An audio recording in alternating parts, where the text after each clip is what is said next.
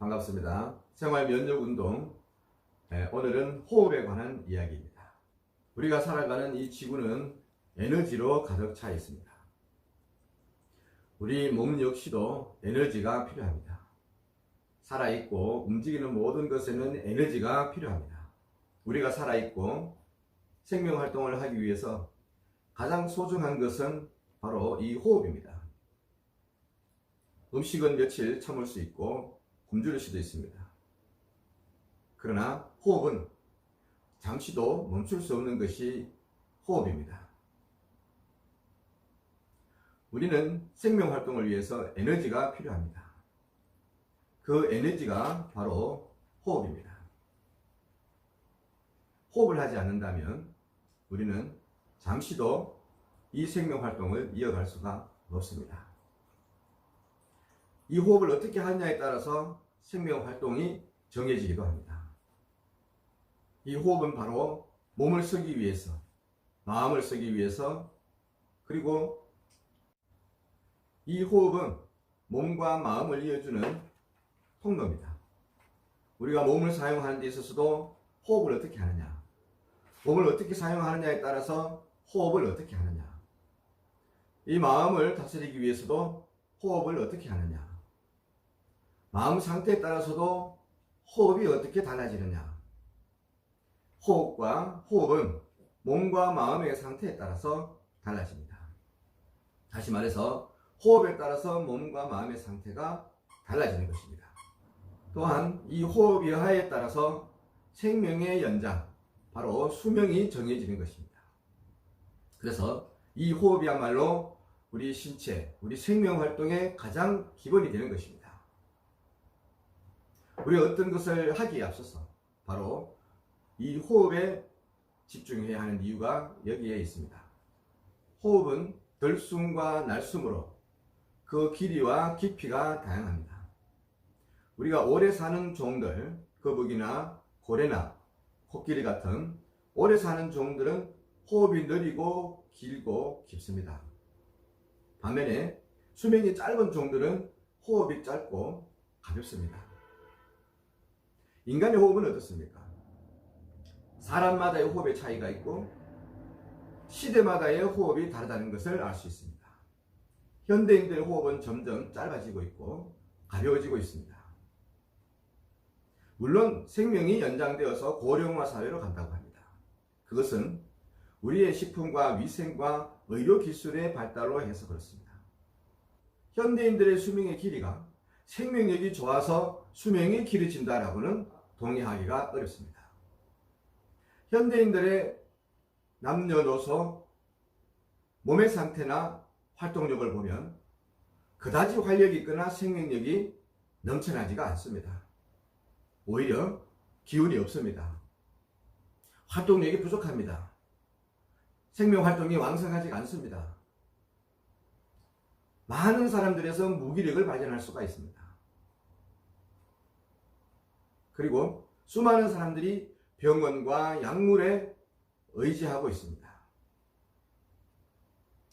우리 몸의 생명력은 바로 이 호흡과 아주 깊은 연관을 유지하고 있습니다.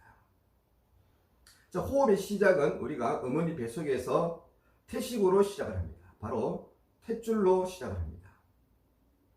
탯줄에 의해서 호흡을 합니다. 우리가 태어나는 순간에 이 탯줄은 차단이 되고 태식의 호흡은 멈춥니다. 이때 우리의 그 태에서 호흡이 멈추는 순간에 바로 호흡은 이 아랫배 단전에서부터 시작을 합니다. 이것을 우리가 복식이라고 합니다. 아이들은 그래서 배가 불룩 들어왔다 나갔다 부풀었다 줄었다 복식을 합니다. 숨 쉬는 걸 보면 배로 숨 쉬는 것을 알 수가 있습니다. 그런 아이가 생각이 많아지고 사고하게 되고 정신적인 활동이 활발해지면서 점점 호흡이 짧아져 가기 시작을 합니다. 호흡이 올라가기 시작을 합니다. 바로 뇌가 산소를 많이 필요로 하기 때문에 그렇습니다. 마음이 바빠지고 우리는 늘 긴장과 경직 상태를 유지하게 됩니다. 수많은 새로운 것들에 의해서 새로운 환경과 만남에 의해서 우리의 삶은 바빠지기 시작을 하고 몸도 마음도 따라서 분주해지기 시작을 합니다. 마음이 급하고 분주해지면 호흡은 짧아지고 호흡이 점점 위로 올라옵니다. 그래서 우리는 가슴으로 흉식을 합니다. 호흡이 점점 빨라지고 맥박도 빨라지고, 그래서 늘 우리는 뭔가 불안정한 상태에서, 긴장한 상태에서 지내고 있는 모습을 스스로 찾아볼 수가 있습니다. 우리가 몸이 극도로 허약해지고 죽음에 이르를 때의 모습을 보면 호흡이 목에 걸려 있다고 합니다. 숨이 목구멍에 걸려 있다, 이런 말도 합니다. 그저 생명을 유지하기 위해서 최소한의 호흡만을 유지하고 있습니다. 그것도 받아들이기 어려운 상태가 되면 호흡이 정지가 되면서 사망에 이르게 되는 겁니다. 그러면 우리가 우리의 몸과 마음의 밸런스를 유지를 하고 이 몸의 생명력을 높여주는 호흡을 어떻게 해야 되겠습니까? 사실 배로 호흡을 한다 하지만 호흡이 배에 미치지는 않습니다. 우리가 호흡을 하는 것은 바로 폐에 이릅니다. 우리가 호흡을 하는 것은 바로 들이쉬는 숨이 폐로 전달되는 것입니다. 그래서 폐의 끊임없는 활동을 위해서 우리 몸의 폐는 두 개가 되어 있습니다. 이 폐 역시도 다른 기관과 마찬가지로 세포, 근육으로 이루어져 있습니다. 이 근육의 활동 역시도 사용이 줄어들거나 약해지면 이 근육의 움직임도 위축이 되는 것입니다. 호흡은 들이쉬고 내쉬는 과정에서 얼마나 편안하게, 안정되게, 고요하고 깊게, 부드럽게 호흡을 할 수 있느냐, 이것이 내 몸의 안정과 마음의 안정을 호흡이 보여주는 것입니다. 호흡을 통해서 몸과 마음의 안정을 찾는 것입니다. 이런 호흡을 위해서는 호흡을 할 수 있는 몸의 환경을 먼저 만들어야 되겠습니다. 평소에 이 환경을 만들어 줄 수 있는 훈련이 우리에게는 필요합니다. 짧아지고 바빠지고 긴장되어 있는 우리 호흡과 몸의 상태를 여유있고 부드럽고 안정된 호흡으로 호흡을 하기 위해서는 우리 호흡을 할 수 있는 몸의 환경이 중요합니다. 우리 몸 내부를 들여다보면 가슴과 복부로 나뉘어지는, 횡으로 나뉘어지는 막이 있습니다. 이것을 우리는 횡경막이라고 하는 겁니다.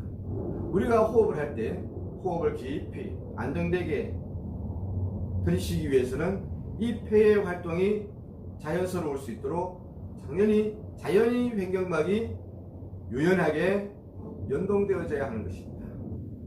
자, 호흡은 들숨과 날숨이 있습니다.